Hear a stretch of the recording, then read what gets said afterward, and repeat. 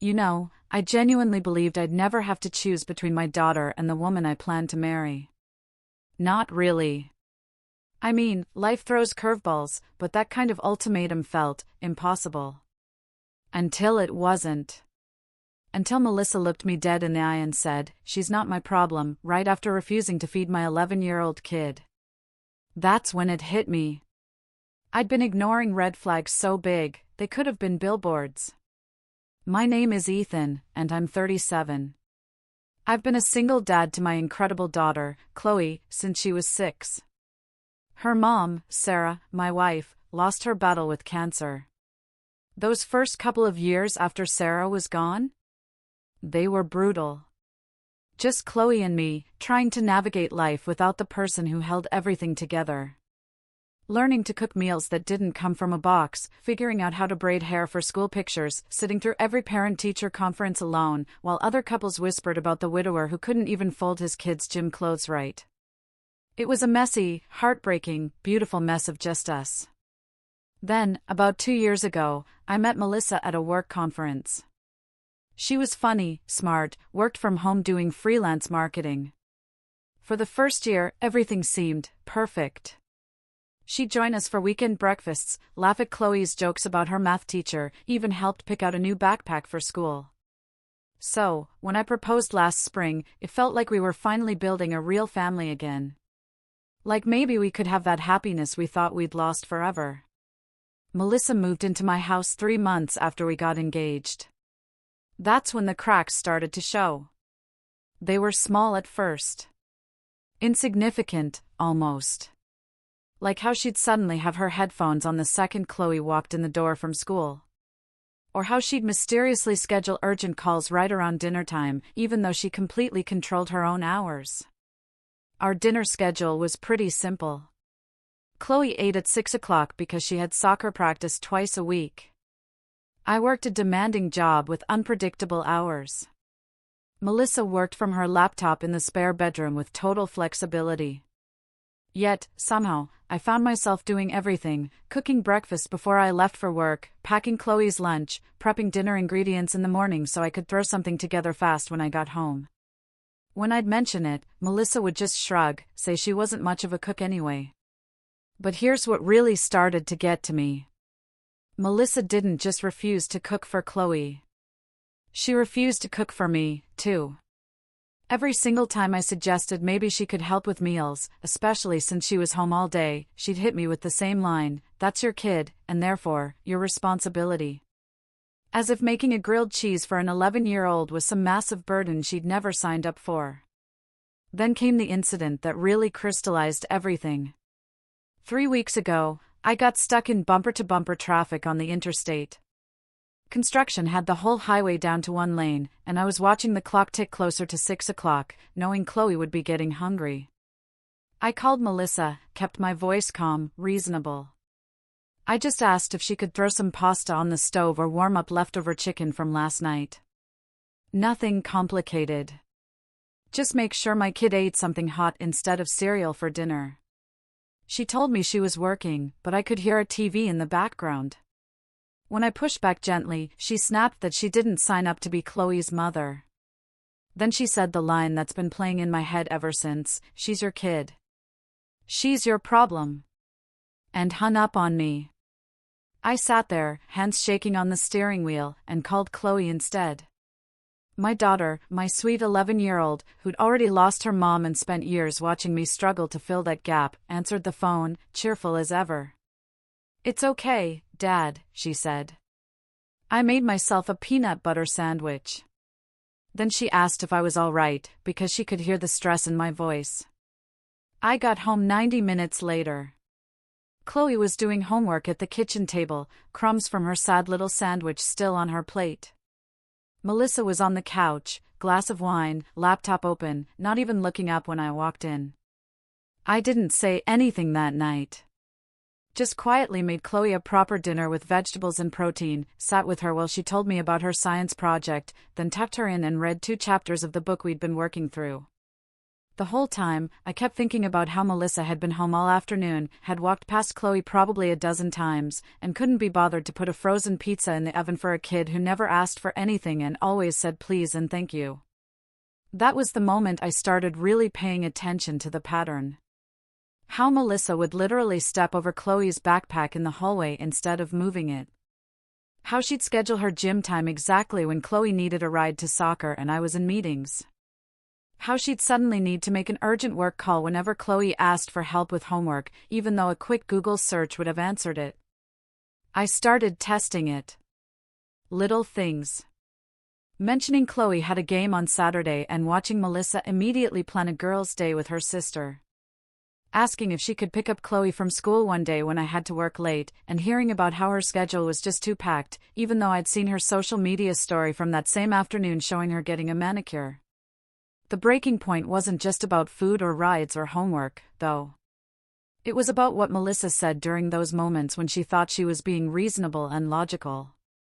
Every time I brought up how we were supposed to be building a life together, that being a step-parent meant actually parenting sometimes, she'd counter with how she was my partner, not Chloe's replacement mother. Like those were mutually exclusive things. Like loving me meant she got to completely opt out of caring about the most important person in my world. I tried having a real conversation one Saturday morning after Chloe left for a sleepover at her best friend's house.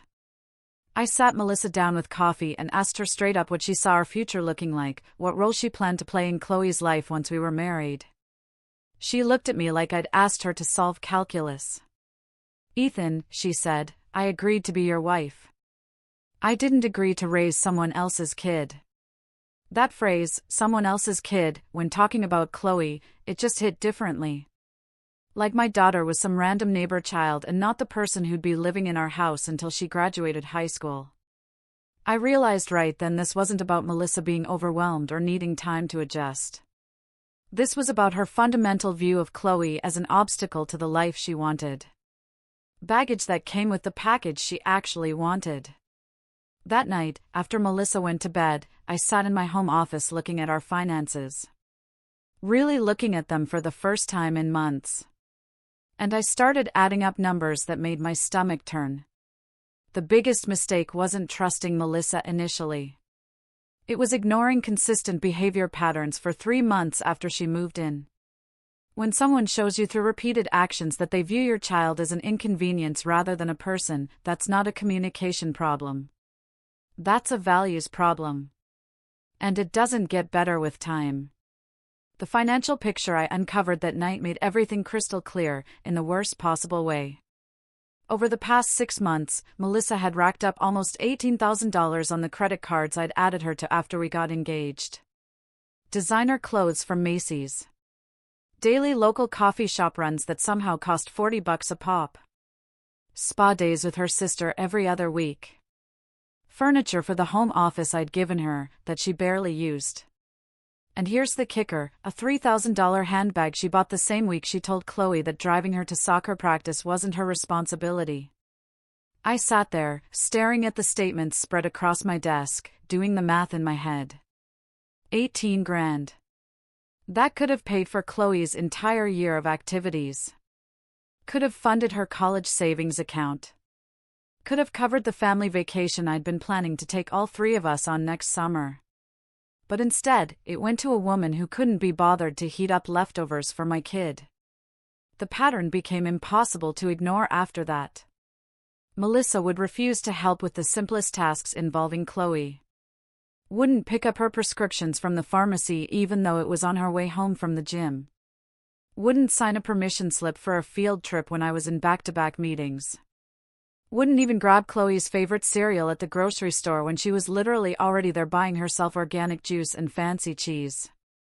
Every single time I brought it up, she'd give me the same response about how this was my child and therefore my responsibility. But she had zero problem treating my bank account like it was our shared responsibility. I tried talking to her about it one evening after Chloe went to bed. Kept my tone calm and constructive. Explained that partnership meant actually being partners in all aspects of life, including the kid who came with me. Melissa just rolled her eyes and told me she was my partner as a wife, not as a substitute parent.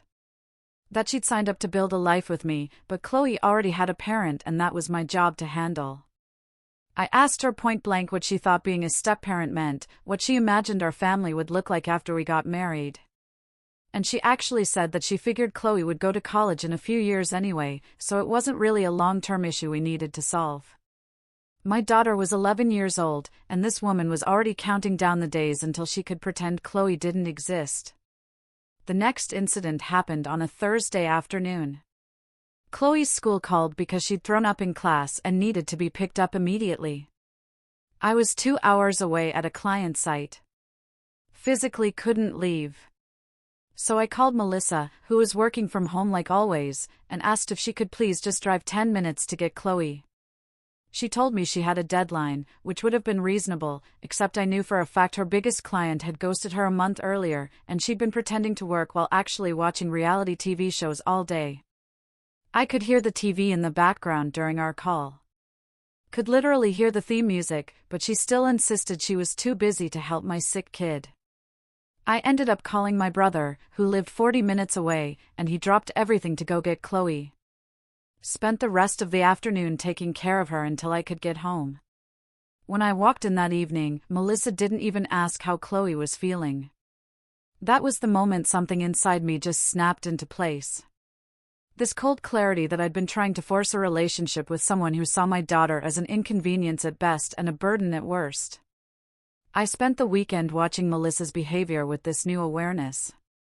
Saw how she'd leave rooms when Chloe entered them. How she'd put her headphones in the second Chloe started talking about her day. How she'd schedule her entire life to avoid any possible interaction with an 11-year-old kid who just wanted to feel like she had a family again. Monday morning, I called the credit card companies and canceled every single card I'd added Melissa to. Didn't give her a warning. Didn't have a discussion about it. Just cut off her access to my money the same way she'd cut off any responsibility for my child. She found out around noon when her card got declined at some boutique downtown. Called me absolutely screaming about financial mistreatment and how I'd embarrassed her in front of the sales staff and how dare I make decisions about our finances without consulting her. I let her finish her rant and then said, very calmly, "My daughter isn't your problem, remember? Well, then your credit card bills aren't mine." The silence on the other end of that call was absolutely deafening. She tried arguing that we were partners and partners shared resources. So I reminded her that partners also shared responsibilities, including the one she'd been very vocal about not wanting.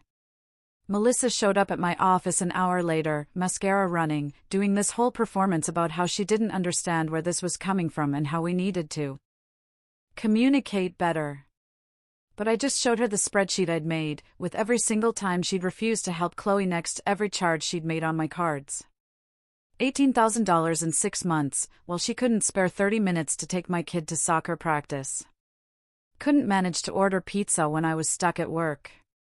Couldn't find it in herself to care about a child who'd already lost one parent. The change in Melissa's behavior was immediate and absolutely transparent. Suddenly, she was offering to make dinner every night, asking Chloe about her homework, volunteering to drive her to practice, even suggested a girls' day at the mall together, which Chloe looked absolutely confused about since Melissa had never shown interest before. I watched this performance play out over the next week. Melissa playing the role of devoted stepmother, posting photos with Chloe on her social media with captions about blended family life. Making elaborate breakfasts that, honestly, Chloe didn't even like because Melissa had never bothered to learn what foods my kid actually enjoyed. The whole thing was so obviously fake. So clearly motivated by wanting her access to money back, rather than any genuine affection for Chloe. And it made me angrier than the original neglect had. At least before, she'd been honest about not caring. Now she was using my daughter as a prop in her campaign to get her credit cards back. I started paying closer attention to how Melissa interacted with Chloe during this sudden transformation. Noticed how forced her smiles were. How she'd check her phone constantly while pretending to help with homework. How she'd suggest activities that were really just shopping trips where she could hint about things she wanted to buy. One night, I overheard her on the phone with her sister, talking about how she just needed to keep up the act until I calmed down and reinstated her cards. How it was ridiculous that she had to pretend to care about some kid just to access what should be her money anyway, since we were practically married. That conversation told me everything I needed to know. This wasn't a woman who'd made mistakes and wanted to change. This was someone who fundamentally saw my daughter as an obstacle between her and the lifestyle she wanted. No amount of fake dinners or forced smiles would ever change that core truth about who she was. This was textbook financial manipulation meeting parental neglect. And the key lesson is that sudden behavioral changes after losing access to resources aren't growth. They're strategy. Real change comes from genuine remorse and consistent effort over time, not from performative affection the moment consequences hit. I knew I had to end things with Melissa, but I wanted to do it strategically. I wanted to make sure I had everything documented because something in my gut told me this wasn't going to be a clean break. I started taking screenshots of her text messages, the ones where she complained to her friends about having to deal with my baggage. Saved the credit card statements with all her charges highlighted. I even set up security cameras around the house, including one that covered the hallway leading to my home office after she made some comment about how the house was technically half hers now since we were engaged. That last part turned out to be more valuable than I ever imagined, because 2 days later, I caught her on camera going through my home office, photographing financial documents, looking through files about the house deed and my investment accounts. Clearly building some kind of case for why she deserved a payout when this relationship ended. I consulted with a lawyer that week, explained the whole situation, showed him the evidence I'd gathered. He told me straight up that I needed to get her out of my house before she could establish any kind of tenancy claim or common law argument. The lawyer also suggested I document any interaction she had with Chloe, just in case Melissa tried to claim she'd been acting as a parental figure and deserved some kind of custody consideration, which seemed insane until he explained he'd seen messier situations than mine. I went home that night planning to have the breakup conversation over the weekend. Give her a week to move out, keep everything civil for Chloe's sake. But then something happened that made me throw that whole plan out the window. Chloe came to me after school on Friday, wouldn't look me in the eye, and finally whispered that Melissa had told her the reason we were having problems was because being a stepmom was harder than Melissa expected, and maybe if Chloe could stay at her grandparents' house more often, things would be easier. My 11-year-old daughter was standing there trying not to cry, basically asking if she was the reason my relationship was falling apart, and I felt something inside me just go ice cold. I asked Chloe what exactly Melissa had said, and my kid told me that Melissa had explained how adult relationships need space, and sometimes kids don't understand that their needs have to come second. That Chloe was old enough now to be more independent, and maybe she should think about going to boarding school in a few years. Melissa had literally told my daughter that she was a problem that needed to be solved, that her existence in her own home was inconvenient, that she should make herself scarce so the adults could have their perfect life. I walked into the living room where Melissa was scrolling through her phone and told her to pack her bags right now, tonight. She needed to be out of my house. She looked up, confused, and tried to play innocent. Asked what had happened and why I was being so dramatic. So I told her exactly what Chloe had just shared with me. Melissa actually had the nerve to say she was just being honest with Chloe, that kids need to learn the world doesn't revolve around them, that she was trying to help Chloe become more mature and self-sufficient. I told her she had 2 hours to get her essential items and leave, that I'd pack up the rest of her stuff and have it delivered wherever she wanted, but she needed to get out of my house before I said something I'd regret. She tried the crying routine again. The whole performance about how we could work through this and she'd said things wrong but meant them right, how she loved me and wanted to make our family work. But I was done listening to her manipulation. Melissa switched tactics fast when she realized tears weren't working, suddenly got mean. Started yelling about how I was going to regret this, and she'd been supporting me emotionally through single parenthood, and I owed her for the time she'd invested in this relationship. I reminded her that the only thing she'd invested was my money, and she could consider those $18,000 her severance package for the job she never actually did. She left that night screaming threats about lawyers and lawsuits, saying she'd take me for everything I had, that she had rights as my fiancée, and I couldn't just throw her out like garbage. I changed the locks the next morning and installed a camera doorbell because I had a feeling this wasn't over. Melissa started flooding my phone with messages, alternating between begging me to reconsider and threatening legal action. Her family got involved, sending me long texts about how I was making a mistake and Melissa really loved Chloe deep down and just needed time to adjust to stepmom life. But I didn't respond to any of them and just focused on making sure Chloe understood that none of this was her fault, that she was never a problem and never would be. That any adult who couldn't love her wasn't someone we needed in our lives. The real nightmare started 2 weeks later when Melissa's lawyer sent me a demand letter claiming she was entitled to compensation for her contributions to the household, that she'd been functioning as a domestic partner and caretaker and deserved financial consideration for the dissolution of our relationship. I forwarded it to my lawyer, who actually laughed and said this was one of the weaker claims he'd seen, especially since I had documentation of her actively avoiding any caretaking responsibilities. We filed a counterclaim for the unauthorized charges she'd made on my credit cards, attached all the statements and her text messages about how Chloe wasn't her problem. Included the camera footage of her going through my private files without permission. Melissa's case fell apart pretty quickly once discovery started. Turns out she'd been telling her friends and writing about her plan to marry me for financial security and then eventually push for Chloe to live elsewhere so we could have freedom. Her lawyer saw those messages and basically told her she had no case, that if anything, she was lucky I wasn't pursuing criminal charges for theft and unauthorized access to my accounts. We settled out of court. Melissa had to pay back $4,800, which was nowhere near what she'd actually spent, but my lawyer said getting anything back was a win. And she had to sign an agreement that she'd have no contact with Chloe ever again, which was honestly worth more to me than any money.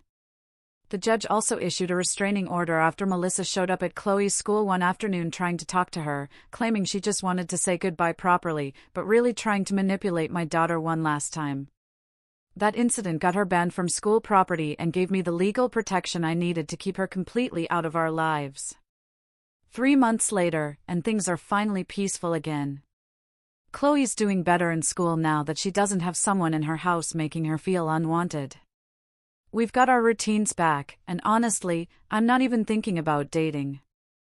My focus is exactly where it should be, on being the dad my daughter deserves.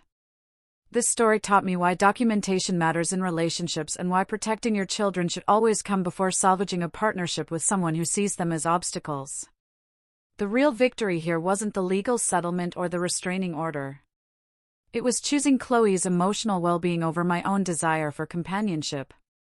What do you think? Did I handle this the right way in the end?